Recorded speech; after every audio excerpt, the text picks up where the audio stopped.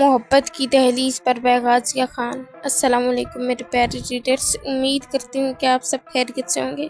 1 महीना होने को आया था। उमैमा ना कमरे से बाहर निकलती थी, ना उसे कुछ खाने पीने का होश था। वो ऐसे ही घुटनों में सर दिए बैठी रहती थी।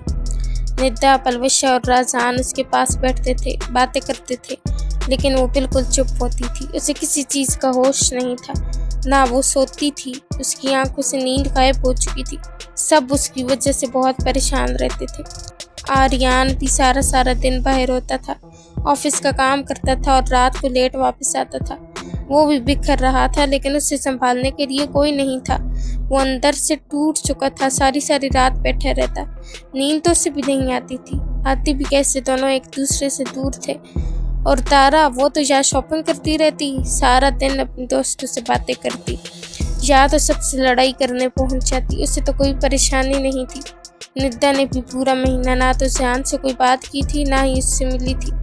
आर्यान रोज़ उसे मैसेज करता था, लेकिन वो फ़ोन को हाथ तक ना लगाती, तो मैसेज देखना तो बहुत दूर की बात थी। अस्सलाम वालेकुम फूफो। ज़ियान खान हवेली आया था। उसने नज़रें झुकाकर कहा था, वालेकुम सलाम। कैसी हैं फूफो?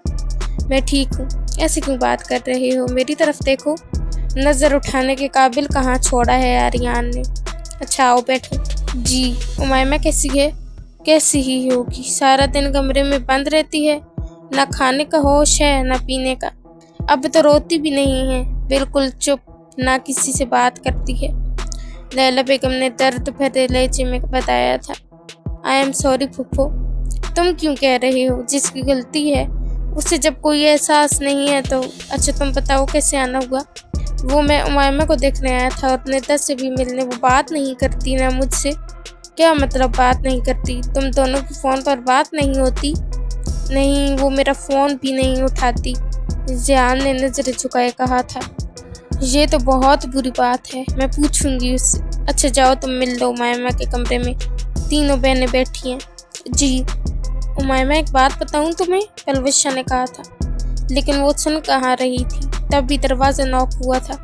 जी आ जाएं, निदा ने कहा था। ज़ियान अंदर आया था। उसकी और निदा की नज़रें मिली थी। निदा खड़ी हो गई थी। आप? अरे ज़ियान भाई आए बैठे, पलवशा ने कहा था। कैसी हो पलवशा? मैं ठीक हूँ, आप कैसे हैं? मैं भी ठीक। कैसी हो गुड़िया? ज़ियान उमैमा के पास बैठा था। मुझसे भी बात नहीं करोगी गुड़िया? ज़ियान ने कहा था। ये किसी से बात नहीं करती भाई, पलवशा ने कहा था। गुड़िया मुझसे तो बात कर लो, मुझसे भी नाराज़ हो। लेकिन वो कुछ नहीं बोली थी। मैं आती हूँ, निदा ने कहा था और वहाँ से चली गई थी। वो ऐसे ही कुछ देर उमैमा के पास बैठा, बातें करता रहा, लेकिन वो कुछ बोली ही नहीं। अच्छा पलवशा गुड़िया मैं चलता हूँ। भाई बैठे थोड़ी देर, आपकी बहन से तो मिल लूँ। जी भाई। निदा किचन में खड़ी थी, तभी ज़ियान ने पीछे से आकर उसे अपने हिसार में लिया था। अभी तक नाराज़ हो? बात तक नहीं की तुमने मुझसे? ये भी नहीं पूछा कि मैं ठीक तो हूँ? छोड़ो मुझे, बताओ ना, मुझे मिस नहीं किया? नहीं, तुम्हारी जुबान तुम्हारा साथ नहीं दे रही, और तुम्हारी आंखें भी यही कह रही हैं कि तुमने मुझे मिस किया। नहीं किया मैंने कोई आपको मिस। झूठ बोल रही हो ना? नहीं, मेरी आंखों में देखकर यही बात मुझे बोलो। क्यों कहूँ? कह दिया ना, बहुत है। मुझसे क्यों नाराज़ हो? मैंने क्या किया है? इसमें मेरा क्या कसूर है? क्यों सजा दे रही हो मुझे? आपके भाई ने क्या हालत कर दी मेरी बहन की? वो हमसे बात तक नहीं करती। वो आंखों में नमी लिए बोली थी। उसने ज़ियान की आंखों में देखा था। ज़ियान ने उसको अपने सीने से लगाया था। I am so sorry. नहीं चाहिए, अपने पास ही रखें। तुम्हें भी रख लूँ अपने पास? नहीं। क्यों? मेरी मर्जी। वापस चलो ना मेरे साथ, बहुत मिस कर रहा हूँ तुम्हें। क्यों आऊँ? आप मेरी कोई बात भी नहीं मानते। सब बातें मानूंगा, वापस चलो ना, मैं अकेले नहीं रह सकता। मैं नहीं आ सकती, अभी मेरी बहन को मेरी ज़रूरत है। अच्छा तो मेरा फ़ोन क्यों नहीं उठाती? मैं नाराज़ थी आपसे, और ये भी नहीं सोचा कि मेरी क्या हालत है तुम्हारे बगैर। मुझे छोड़कर आ गई। अच्छा ना, सॉरी, मुझे नहीं चाहिए। तो क्या चाहिए आपको? जब तक यहाँ हो मेरा फ़ोन उठाओगी, ठीक है? और मैं जो नाराज़ हूँ वो, तुम जो बोलो वो करूँगा। आइसक्रीम खानी है मुझे और घूमना भी है। आइसक्रीम नहीं खाने दूंगा आपको, गला खराब हो जाएगा। बाकी आप जो कहो। ठीक है फिर जाएं, मुझसे अब बात ना कीजिएगा। अच्छा चलो आओ, पक्का खिलाएंगी। हाँ बेगम, आज आप मेरे साथ टाइम स्पेंड करेंगी। मैं तैयार होकर आती हूँ। आपको क्या ज़रूरत तैयार होने की, आप तो हो ही प्यारी। चादर ले आओ अपनी। अच्छा ना ज़ियान, आती हूँ, सब्र करें। Thank you so much. Ziyan ने उसके गाल पर अपने लब रखे थे जिस पर उसने शर्माते हुए नजर झुकाई थी। किस बात के लिए? उसने शर्माते हुए कहा था। आज इतने दिनों बाद आपने मेरा नाम लिया, मुझे बहुत अच्छा लगा। मैं चादर लेकर आती हूँ। वो भागी थी और ज़ियान के चेहरे पर मुस्कुराहट फैली थी। मम्मा, मैं ज़ियान के साथ जा रही हूँ। बात क्यों नहीं की तुमने ज़ियान से? मैं नाराज़ थी ना, इसलिए।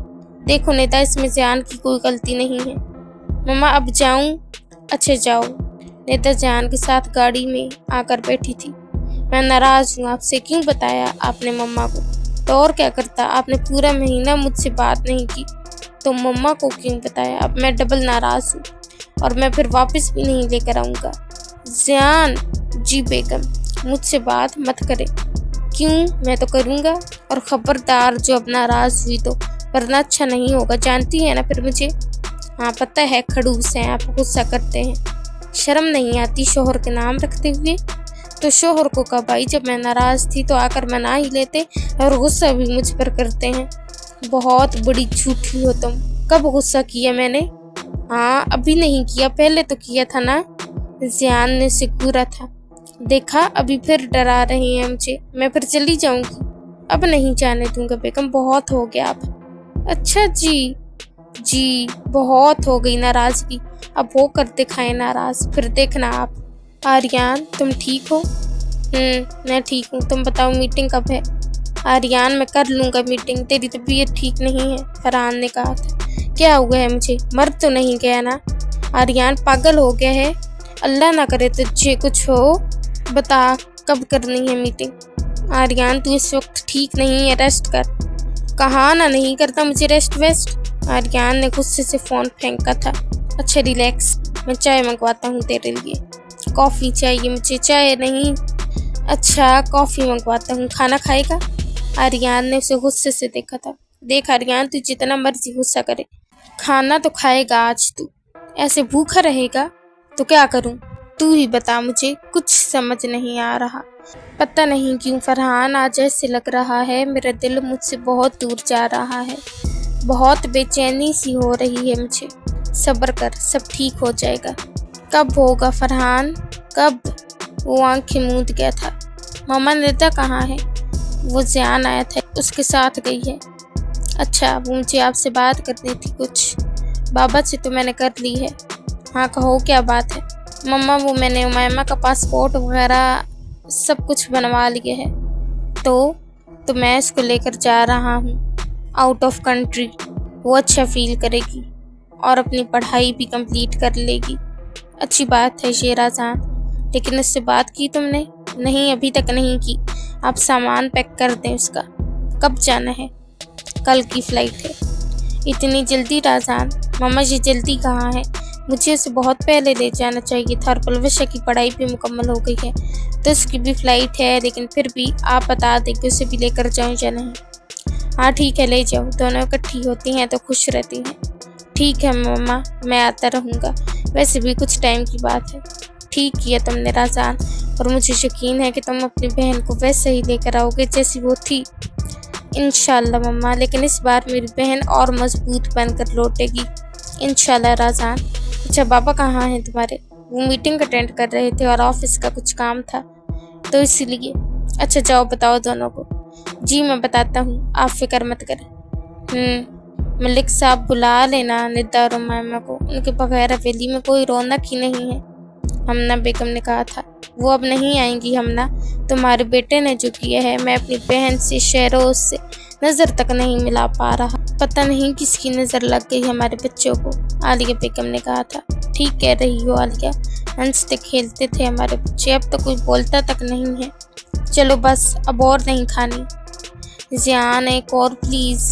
नहीं ना, पहले ही आप 3 खा चुकी हो, चलो अब एक और, इतने दिन बाद आई हूँ, प्लीज़ एक और। ज़ियान, उसने ज़ियान का हाथ पकड़ा था।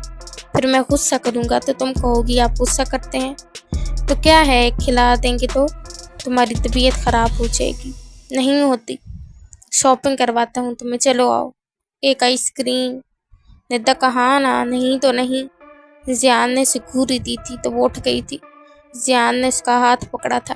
अच्छा ना, नाराज तो मत हो, 3 खाई है ना आपने, तो 3 से क्या होता है। अच्छा कुछ और ले लो। गोलगप्पे खिलाए मुझे। ये सारी गंदी चीज़ें तुमने ही खानी है। गंदी कहाँ है, आपको क्या पता। कोई नहीं, चलो शॉपिंग करवाता हूँ, जो दिल है लो, लेकिन ये नहीं खिलाऊंगा। लेकिन जियान, निदा हर बात पर जिद नहीं करते, अगली दफ़ा ये खा लेना, ठीक है। अच्छा, मुँह ठीक करो अपना, शाबाश। जियान ने पूरा दिन निदा के साथ गुजारा था और रात को उसको छोड़ कर गया था। मम्मा आपने सामान पैक कर दिया? हाँ राजान, मैंने कर दिया। और परविश आपने की अपनी पैकिंग? जी भाई, मैंने कर ली। अच्छा जाओ, मायमा को नाश्ता करवाओ और तैयारी भी करो, फिर निकलना है हमें। भाई मैं जाती हूँ, निदा ने कहा था। निदा बात सुनो। जी भाई, आप जियान भाई के साथ अपने घर चली जाना, ओके। जी भाई, अब आ भी जाओ सब। कामिल कहाँ हो भाई? आ गया भाई, सब चले।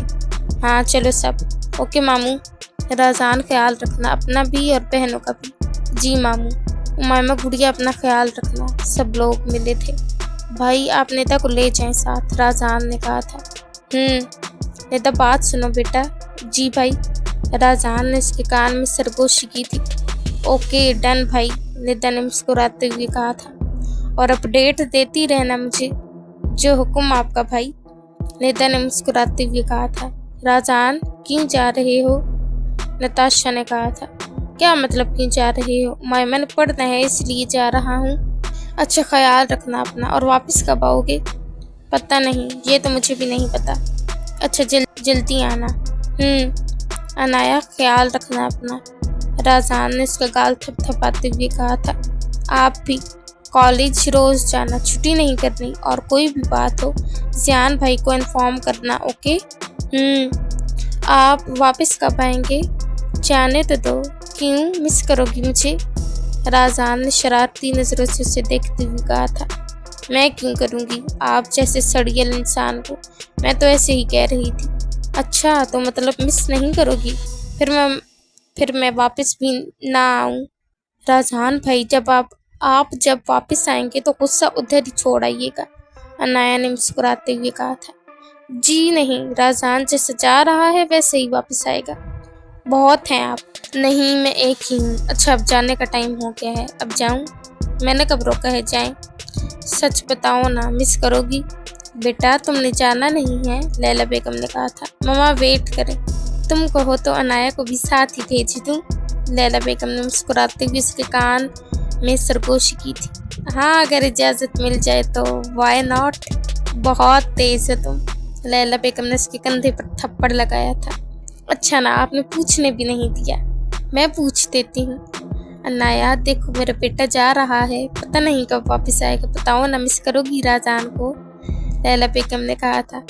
अनाया ने राजान की तरफ देखा था जिसने मासूम सी शक्ल बनाई हुई थी। थोड़ा सा करूँगी, लेकिन जी मुझे डांटते हैं। अब तो जा रहा है ना, तो अब तो तुम्हें नहीं डांटेगा।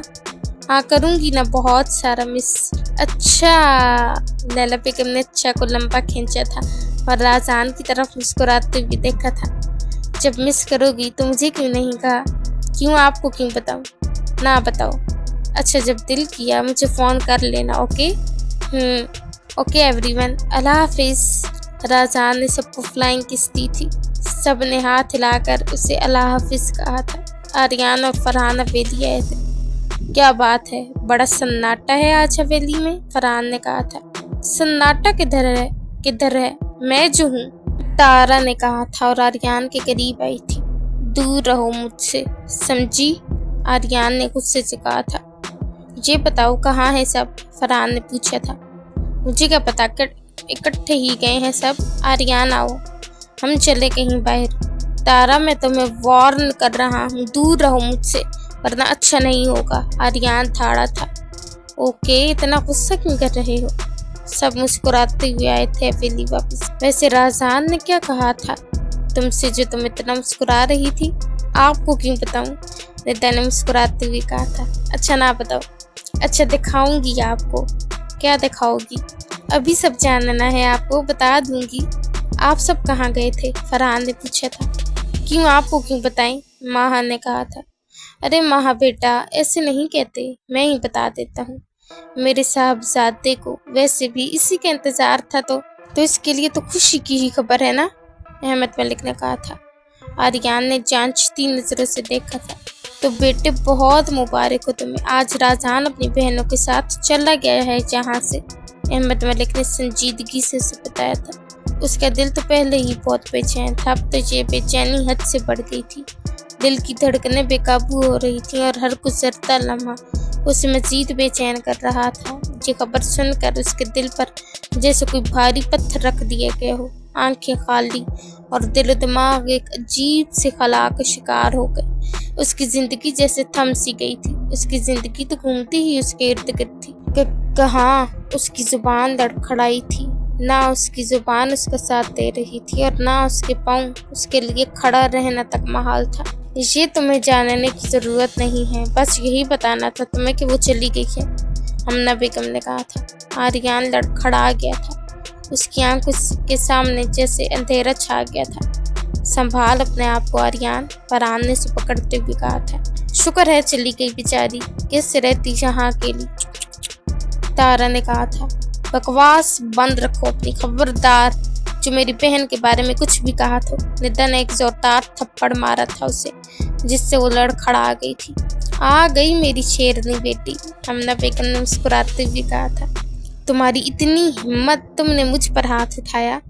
तारा ने चीखते हुए निद्दा पर हाथ उठाया था, जिसे हमना बेगम ने पकड़कर झटका था। सोचना भी मत, वरना हाथ तोड़ दूंगी। आर्यान देख लो अब क्या इज्जत है तुम्हारी बीवी की। मुंह बंद रखो अपना। आर्यान गुस्से की शिद्दत से ठाड़ा था। आर्यान छोड़ो इसे, चलो आओ तुम। फरहान उसे वहां से लेकर गया था, वरना पता नहीं वो क्या करता आज। तुम्हें क्या लगता है मुझे निकाल सकती हो यहाँ से? तुम्हारी बहन को निकाल दिया तो तुम क्या चीज हो?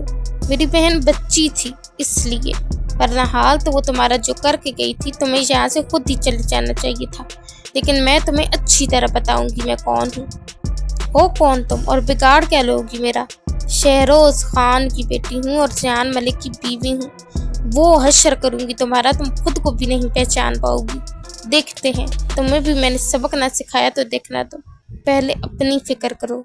तुम्हें भी मैंने तिकनी का नाच ना नचाया तो मैं भी निद्दा खान नहीं। कहने से क्या होता है, तुम्हारी बहन भी तो चली गई ना, तो तुम भी चली जाओगी। तुम्हारा बाप भी मुझे यहाँ से नहीं निकाल सकता। निद्दा ज़यान मलिक हूँ मैं। वही घिसा पिटा जुमला, जाहिल लोग। जाहिल तो तुम हो जो हमें अभी तक समझ नहीं पाई। वहाँ से पकड़ कर मारूंगी जहाँ से तुमने सोचा भी नहीं होगा। अकल ठिकाने लगा दूंगी तुम्हारी। व्हाटएवर, वो कहकर चली गई थी। वाह बेगम, क्या लड़ी हैं आप। तभी तो आई हूँ, इसको सबक तो सिखाऊंगी। लगी रहो बेगम, मैं तुम्हारे साथ हूँ। चलो कमरे में चलें। चलें। एपिसोड अच्छी लगे तो रिव्यू देना मत भूलिएगा। दुआओं में याद रखें। खुश रहे और हमसे मुस्कुराते रहें। अल्लाह हाफिज।